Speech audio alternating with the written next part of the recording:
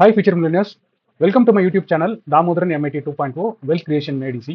நான் Damodaran, founder and mentor strategist academy. This is a small gist about me.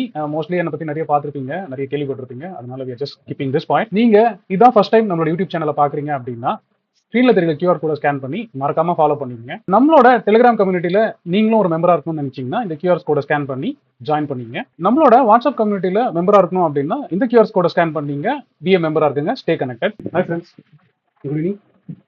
So நம்ம நேற்று எதிர்பார்த்த மாதிரி வந்து மார்க்கெட் வந்து கேப் அப் தான் ஆச்சு.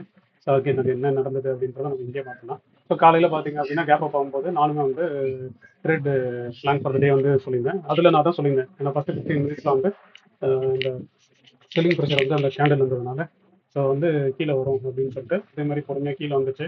ஸோ அதே மாதிரி இந்த 23,997 முடியும் போதுமே அங்கேயுமே நான் சொன்னேன், சரி இதுக்கப்புறம் போதும். ஏன்னா லாஸ்ட் டைம் வந்து பார்த்தீங்கன்னா நான் ரீசன் சொல்கிறேன் என்னதுன்னு, அதே மாதிரி தான் பவுன்ஸ் வந்து எதிர்பார்ப்போம். ஸோ நான் நேற்றவே சொல்லியிருந்தேன், ஸோ 850 வந்து தான் ஹோல்ட் ஆச்சுன்னா கண்டிப்பாக 24,400 இல்லை மேக்ஸ் வந்து 24,700 வரைக்கும் வரும் அப்படின்னு சொல்லிட்டு. ஸோ அது மாதிரி நல்லாவே போச்சு. ஆனால் என்னன்னா தான் அது நியூஸ் பேஸ்ட் ஏதோ ஒன்று வந்திருக்கு, அதனால தான் அது ஹெவியாக வந்துச்சுன்னு நினைக்கிறேன். பட் என்ன தான் அகைன் நம்ம நியூஸ் கீஸ்லாம் பார்க்கறதில்ல, நம்ம ஸ்ட்ரக்சராகவே பார்ப்போம். ஸோ நம்ம வந்து தான் நேற்று வந்து பார்த்தீங்கன்னா இந்த காலையில் வந்து இந்த கேண்டில் பேஸ் பண்ணி, ஓகேவா, அந்த கேண்டில்னா நம்ம வந்து ஸ்ட்ரக்சராகவே பேஸ் பண்ணி ஸோ இந்த சேனலில் அந்த சேனலில் ஏற்கனவே நம்ம வரைஞ்சிருந்தோம். அதில் இது ஃபார்ம் ஆகணும் நான் சொன்னேன், இங்கே வந்து ஷார்ட் போகிறது பெட்டராக இருக்கும் ஐபியில் உடஞ்சதுக்கப்புறம். ஸோ அப்படியே உடந்தது. ஸோ பார்த்தீங்கன்னா ப்ரீவியஸ் டே அதுக்கப்புறம் இந்த சப்போர்ட், ஓகேவா, இந்த சப்போர்ட்டில் தான் வந்து சொன்னேன் இங்கேருந்து பவுன்ஸ் வரும் அப்படின்ட்டு. ஆனால் நானுமே வந்து இவ்வளோ பெரிய பவுன்ஸ் வரும் எதிர்பார்க்கல, பட் ஸ்லோ வரும் தான் எதிர்பார்த்தேன். பட் ஆனால் அது நியூஸ் பேஸ்டு, ஓகேவா, ஈரானுக்கு யூஎஸ்க்கு போகிற நியூஸில் வந்து ஏதோ சொல்லியிருக்காங்க, அது நேரம் மேலே வந்துச்சு. ஸோ அது பார்த்தீங்கன்னா ஆக்சுவலாக க்ரூடுலையுமே அந்த யூஎஸ் ஆயில் நம்ம ட்ராக் பண்ணுவோம்ல, ஸோ அதுலேயுமே அந்த எஃபெக்ட் இருந்துச்சு. ஸோ எப்படி இருந்துச்சுன்னா இப்போ இந்த மாதிரி இருந்துச்சு, நல்லா ஃபாலோ ஆச்சு, ஓகேவா. அப்புறம் ட்ரம்ப் வந்து திடீர்னு ஏதோ சொல்லியிருக்காரு நடுவில், இப்போ டியூரிங் த லைவ் மார்க்கெட், இப்போ நைட்டு லேட் நைட் ஏதோ சொல்லியிருக்காரு, அதாவது இது டூ early ஃபார் நெகோசியேஷன் அப்படின்னு ஏதோ ஒரு வார்த்தையை சொல்லியிருக்காரு. அதனால ஆயில் வந்து சர்க்கிள் மேலே ஏறிச்சு, நல்லா ஃபாலோ ஆச்சு. 101 102லேருந்து பொறுமையாக நல்லா ஃபாலோ ஆச்சு.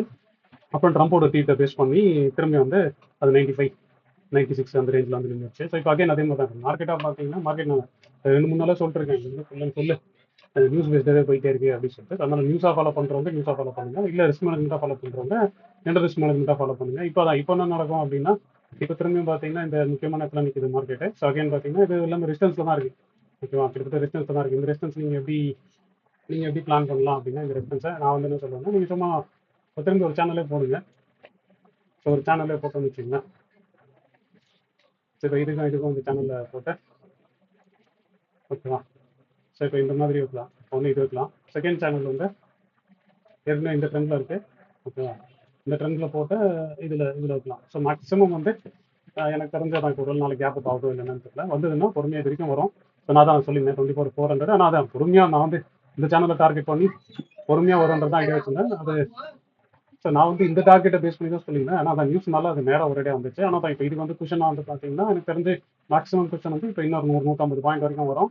ஆனால் அதுக்கப்புறம் தான் இப்போ ஒருவேளை அந்த நியூஸ் உண்மையாக பொய்யான்றதெல்லாம் பார்க்கணும். ஒருவேளை உண்மையாக இருந்துச்சுன்னா அதுக்கேற்ற மாதிரி வரும் வச்சுக்கலாம். இப்போ டோ ஜோன்ஸும் பார்த்தீங்கன்னா இப்போ கிட்டத்தட்ட 1.5%. நம்ம மார்க்கெட்டும் வந்து 1.5 இல்லை 1.28. ஸோ நம்மளும் கிட்டத்தட்ட அதே 1.28 தான். ஸோ அது நாளைக்கு கேரி ஆகுமா ஆகாதான்றதுலாம் நாளைக்கு தான் பார்க்கணும். ஸோ நான் தான் இப்போ இந்த சேனலில் தான் மார்க்கெட் ட்ராவல் ஆகும் அப்படின்னு வச்சுருக்கோம். ஸோ கமிங் பேக் டு நம்ம பொசிஷன்ஸ் வருவோம். நம்ம பொசிஷன்ஸ் வந்து இப்போ நம்ம ரெகுலராக டீச் பண்ணுவோம்ல, நம்பர் ஒருத்தருக்கு வந்து டீச் பண்ணிட்டு இது டெய்லி நான் வந்து உங்களுக்கு அப்டேட் பண்ணுறேன்ல. ஸோ அதில் வந்து நேற்று வந்து பார்த்தீங்கன்னா சம்மர் அரௌண்ட் 60 ரூபான்னு நினைக்கிறேன். இன்னைக்கு காலையில் நல்லா தான் இருந்துச்சு. இப்போ நியூஸ் பேஸில் போகும்போது மட்டும் ஒரு 27 ரூபா நெகட்டிவ் வந்துச்சு. ஸோ பொசிஷனாக பார்த்தீங்கன்னா அந்த 12th ஒரு பொசிஷன் சொல்லுங்க, இன்னும் அது பேஆஃப் வந்து பெருசாக ட்ராக் பண்ணல. நான் வந்து ஒரு லாட்டுக்கு போட்டு ட்ராக் பண்ணியிருக்கேன். நேற்று வந்து கிட்டத்தட்ட 26 ரூபா 27 ரூபா இதில் மட்டும் எம்டிஎம் இருந்துச்சு. இப்போ அதில் இன்னைக்கு வந்து 11 ரூபா போயிருக்கு. அப்போ நான் என்ன ஒரு 14,000 ரூபா ப்ராஃபிட் இருக்குன்னு வச்சுருந்தேன், ஓகேவா. ஆனால் அதோட பொசிஷன் வந்து நான் டைட் பண்ணி வச்சிருக்கேன். இப்போ மேலே வந்து பார்த்தீங்கன்னா 200 தான் இருக்குது. ஸோ அது ஆல்ரெடி வந்து நான் ரஃபாக வந்து 520 ரூபாய் செல் பண்ணியிருக்கேன். ஸோ 520 ரூபா செல் பண்ணது இப்போ வந்து பார்த்தீங்கன்னா 420 ரூபா தான் இருக்குது. ஸோ இதில் வந்து ஓவராலாக 100 பாயிண்ட் ப்ராஃபிட் தான். அதுக்கப்புறம் இதில் ப்ரொடெக்ஷனில் வந்து பார்த்தீங்கன்னா இது 2 லாஸ், இது எல்லாம் வந்து ப்ராஃபிட்ன்ற மாதிரி இருக்குது. நெட்டு ஓவராலாக தான் இருக்குது. இப்போ மேலே வந்ததுன்னா என்ன பண்ணணும் அப்படின்றதுக்காக மட்டும் அந்த ப்ரொடெக்ஷனை தூக்கி உள்ளே போட்டேன். அது மீதி என்ன பார்க்கலாம். அதே மாதிரி 26th வந்து நம்ம ஒரு கொஸ்டின் வச்சிருந்தோம். இப்போ அதில் வந்து பார்த்தீங்கன்னா நான் என்ன பண்ணியிருக்கேன்னா, நேற்று வந்து 2 4 இருந்துச்சு. ஸோ மார்க்கெட் வந்து ஸ்லைட்டாக புல்லிஷ் ஆனது என்ன பண்ணேன், ஒரு இந்த பொசிஷன் மட்டும் ஆட் பண்ணேன். இதோட பே ஆஃபாக பார்த்தீங்கன்னா பே ஆஃபாகவே பாருங்க, சரியா. ஸோ இப்போ அந்த ஸ்டாங்கிள் பொசிஷன் வந்து இப்போ இப்படி இருக்கு, ஓகேவா. ஸோ மேலே போனால் வந்து மேலே டுவர்ட்ஸ் இந்த பக்கம் போகும்போது ரிஸ்க் நான் கம்மி பண்ணி வச்சிருக்கேன். திரும்பி கீழே வர ஆரம்பிச்சதுன்னா அதுக்கப்புறம் இந்த ரிஸ்க் தூக்கி உள்ளே போட்டுலாம், நம்ம எப்பவுமே பண்ணுற மாதிரி தான்.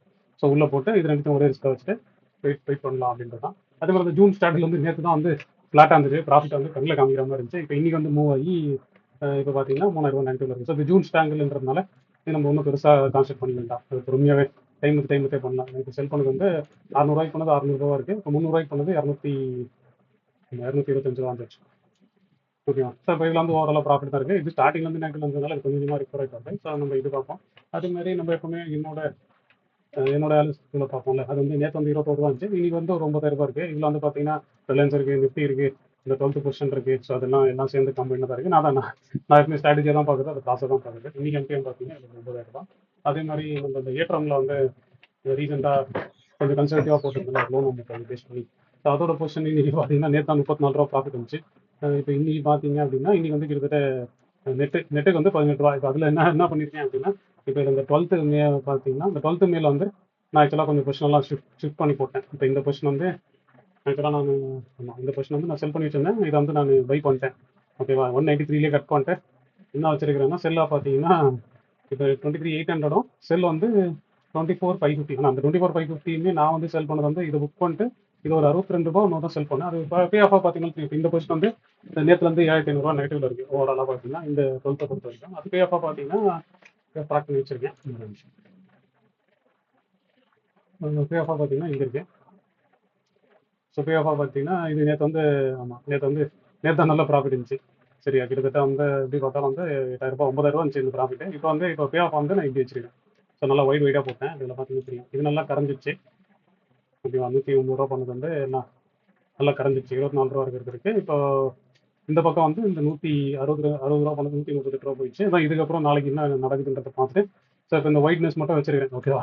ஏன்னா மார்க்கெட் வந்து ரெண்டு பக்கமும் ஏட விடமா இருக்குது அப்படின்றதுனால இந்த ஒயிட்னஸ் மட்டும் வச்சுட்டு பே ஆஃப் அதுக்கேற்ற மாதிரி மாற்றிக்கலாம் அப்படின்ற ஆங்கிள் தான். ஸோ இது முன்னாடி பார்த்தீங்கன்னா 17 ரூபா இருந்துச்சு. அப்புறம் நேற்று தான் வந்து சம்வேர் அரௌண்ட் 5,000 ரூபா ப்ராஃபிட் இருந்துச்சுன்னு நினைக்கிறாங்க. அப்போ அந்த 5,000 ரூபாயிலேருந்து 7,000 ரூபாய்க்கு வந்து இப்போ மைனஸ் நெகட்டிவ் போயிடுச்சு. ஸோ -2,000 இருக்குது. பட் ஆனால் தான் இது பொசிஷனாக பார்த்தீங்கன்னா ஓகே. அப்புறம் நான் இன்னைக்குன்னு பார்த்து காலையில் வந்து ஒரு பொசிஷன் வந்து புதுசாக இனிஷியேட் பண்ணேன். அது என்ன ஆச்சு அப்படின்னா அது 19th சும்மா சரி நல்லா கரைஞ்சிருக்கே அப்படின்னு சொல்லிட்டு என்ன பண்ணேன், நான் ஒரு ஸ்ட்ராங்கிள் இனிஷியேட் பண்ணலாம் அப்படின்னு சொல்லி சும்மா ஒரு ஸ்ட்ராங்கிள் தான் இனிஷியேட் பண்ணேன் 3 லாட்டு. பார்த்தீங்கன்னா நான் இதெல்லாம் ரொம்ப ஒய்டாக தான் ஆரம்பித்தேன். 23,900 இதோட செல் ரேட் வந்து பார்த்தீங்கன்னா இது வந்து சம்வேர் அரௌண்ட் இது வந்து சம்வேர் அரௌண்ட் 160 152 நோ பண்ணேன். இது வந்து 172ல பண்ணேன். ஸோ இதில் வந்து பார்த்தீங்கன்னா இது ஒரு பக்கம் முறிக்கிச்சு. இது ப்ராஃபிட்டாக இருக்குது. அப்புறம் அதான் இப்போ இந்த மூவ்க்கு வந்து நான் ப்ரொடெக்ஷன் வந்து 25,100 வந்து பை பண்ணியிருக்கேன். 100னா இப்போ இது 200 இருக்கா, அப்போ 600 பாயிண்ட்ல வந்து ப்ரொடெக்ஷனாக வச்சிருக்கேன். இப்போ ஓவராலாக பார்த்தீங்கன்னா இதோட நெகட்டிவ் வந்து 5,000 ரூபாய் இருக்குது. இது நான் இன்னும் ட்ராக் பண்ணல. நாளைக்கு தான் பொறுமையாக போட்டு ட்ராக் பண்ணுவேன். ஸோ இப்போ இது எப்படி இருக்கும்னு பார்த்தீங்கன்னா ஒன்றும் இல்லை. இப்போ 24,500ல செல் இருக்கும். இது ப்ரொடெக்ஷன் வந்து இங்கே இருக்கும் 25,100ல இருக்கும். ஓகேவா? இந்த பக்கம் செல் பண்ணது வந்து 23,900. இந்த பக்கம் நான் ஓப்பனாக தான் வச்சிருக்கேன். அப்போ இப்படி இருக்கும் பே ஆஃப் வந்து இந்த பக்கம் பெருசாகவும் இப்போ கீழே வந்தால் பெட்டராக இருக்க மாதிரி தான் இருக்கும். மேலே போச்சுன்னா கொஞ்சம் இப்படி இருக்க மாதிரி இருக்கும். ஆனால் தான் இப்போ எம்டிஎம் நெகட்டிவ்ல இருக்கிறதுனால இப்போ இது இப்படி இருக்கும். இந்த இந்த இந்த இந்த ரிஸ்க் மட்டும் மேலே வந்துச்சுன்னா ஃபர்தராக நெகோஷியேட் பண்ணணுன்ற மாதிரி இருக்கு. நம்ம பே ஆஃப் இன்னும் போடல, ஒரு 5,000 ரூபாய் நெகட்டிவ் இருக்குது. 3 லாட்டுக்கு 5,000 ரூபான்ற மாதிரினா ஸோ பொறுமையாக மேனேஜ் பண்ணிக்கலாம் அப்படின்ட்டு. இன்னொன்று தான் 26 பொசிஷன் வந்து திரும்பி நான் டைட் தான் பண்ணியிருக்கேன். ட்ராக் பண்ணிருக்கேன் மட்டும் பார்க்கல, நம்ம ஒரு செக் பண்ணிக்கலாம் இங்கே. ஸோ 26 மேல பார்த்தீங்கன்னா நான் ஒன்றும் பண்ணல, வெறும் இது மட்டும் நேரத்துக்கு உள்ளே போட்டுருக்கேன். ஓகேவா? இது பார்த்தீங்கன்னா தெரியும் 25,500 கால் இருந்துச்சு. நான் புக் பண்ணிட்டேன், ப்ராஃபிட்டாக புக் பண்ணிட்டேன் ப்ரொடெக்ஷனு. இந்த ப்ரொடெக்ஷனை கட் பண்ணி இங்கே உள்ளே போட்டேன், வேறு எதுவும் நோட்டில். ஓகேவா? இன்னையோட எம்டிஎம் வந்து அது 5,000 ரூபாய். ஏற்கனவே வந்து நம்மகிட்ட பே ஆஃப் இருக்கு. பார்க்குறேன் இந்த பொசிஷன் தான். நேற்று வந்து 28 ரூபா இருந்துச்சு. இப்போ நம்ம வந்து 25,400 வச்சிருக்கோம்னா இது நான் இன்னும் நோக்கி மட்டும் போடல. பே ஆஃப் ஆகணும்னா இங்கே பார்த்துக்கலாம். இங்கே இருக்கு 25,400 வந்து இங்கே பார்த்துக்கலாம். செல் ஆவரேஜ் பார்க்குறேன்.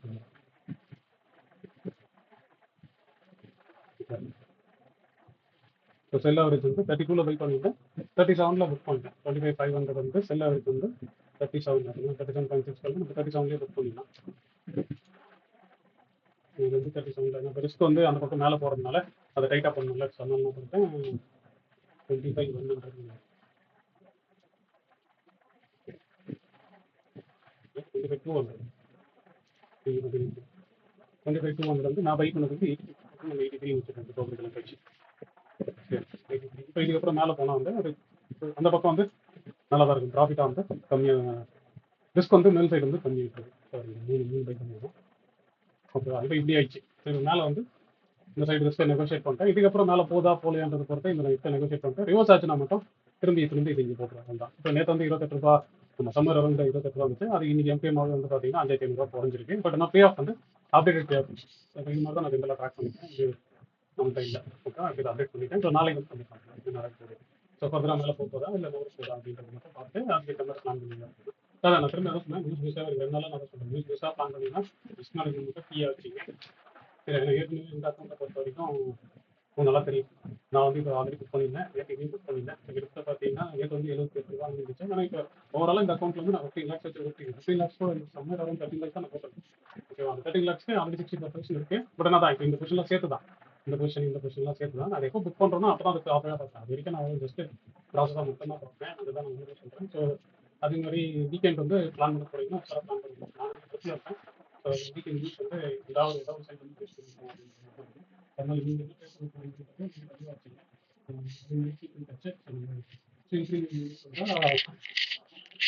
ஸ்விங் ப்ரீமியம் மெம்பர்ஸ்க்கு வந்து நான் இன்னும் கொஞ்சம் நிறைய விஷயங்கள் பிளான் பண்ணியிருக்கேன். அந்த காம்பவுண்ட் நான் காலையிலேயே போட்டிருந்தேன். ஸோ காலையில் போட்டிருந்தேன். நம்ம சைடு பீப்புளுக்கு வந்து இந்த ஸ்விங் ட்ரேடிங் ப்ரீமியம் மெம்பர்ஸ்க்கு வந்து நெக்ஸ்ட் வீக்ல வந்து இன்னும் கொஞ்சம் நிறைய சர்ப்ரைசஸ் பிளான் பண்ணியிருக்கேன் என் சைட்லேருந்து. அதனால நம்மளோட ஸ்பெஷல் ஆல்ரெடி யூடியூப்ல பார்த்துட்டு நம்மளுக்காக வந்து ஒரு குரூப்ல வந்து கம்யூனிட்டி மாதிரி ஃபார்ம் பண்ணியிருக்காங்க. ஸோ அவங்களுக்கு வேறு என்னென்னலாம் பண்ண முடியுமோ ஸோ அதெல்லாம் கொஞ்சம் பிளான் பண்ணுறேன். கொஞ்சம் செஷன்ஸ்லாம் பிளான் பண்ணியிருக்கேன். அது நெக்ஸ்ட் வீக் அப்டேட் பண்ணுறேன். So stay in touch guys. அதே மாதிரி நாளைக்கு வீடியோவில் பார்ப்போம். Catch you later. பை. இந்த வீடியோ உங்களுக்கு ரொம்ப பிடிச்சிருக்கும் நான் நம்புறேன். நான் நம்பின மாதிரி உங்களுக்கு பிடிச்சிருந்தா ஒரு லைக்கை போடுங்க. அதே மாதிரி லேர்ன் பண்ணணும்னு நினைக்கிற உங்க ஃப்ரெண்ட்ஸ்க்கும் இந்த வீடியோ ஷேர் பண்ணுங்க. ஹோப் யூ என்ஜாய்ட் வாட்சிங் திஸ் வீடியோ. தேங்க்ஸ் ஃபார் வாட்சிங்.